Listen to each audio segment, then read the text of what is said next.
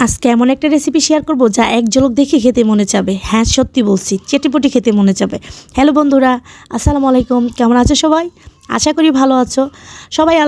আল্লাহ সবাইকে অনেক ভালো রাখো। চলো তো আজকে মূল রেসিপিতে চলে যাই। প্রথমেই কাঁচামরিচ রসুন একদমই ভেজে নিলাম। তারপর শুকনা শুটকিগুলো সুন্দর করে টেলে নিতেছি। অবশ্যই এটা টেলে নেবেন। তেল আর একটা, ভাজা আর একটা। ভাজা হচ্ছে গিয়া তেল দিয়ে যেটাকে ভাজা বলে সেটাকে বলে ভাজা, আর শুধু শুকনো খোলা ভাজলে ওইটাকে বলে তেল, ওইটাকে বলে টালা। যাই হোক, আমার কথা বলতে দিলে সবাই ক্ষমা দৃষ্টিতে দেখবেন। যা সবগুলো ভেজে নিলাম। সবগুলো ভেজে নিয়ে হামান দিস্তায় আমি ছেঁচে ভর্তাটা করব। আচ্ছা, কি আমার মতো আছেন এরকম শিলপাটা চুরি করে হামান দিস্তে ছেঁচে ভর্তা বানান?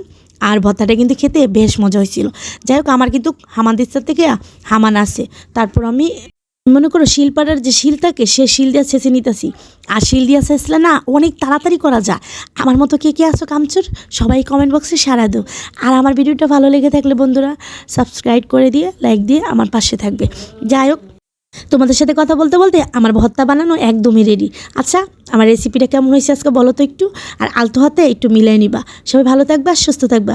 নেক্সট ভিডিওতে তোমাদের সাথে আবার আমার সুন্দর একটা ভিডিও নিয়ে দেখা হবে। সেই পর্যন্ত আল্লাহ সবাইকে ভালো রাখুক, সুস্থ রাখুক। সবাইকে আল্লাহ হাফেজ।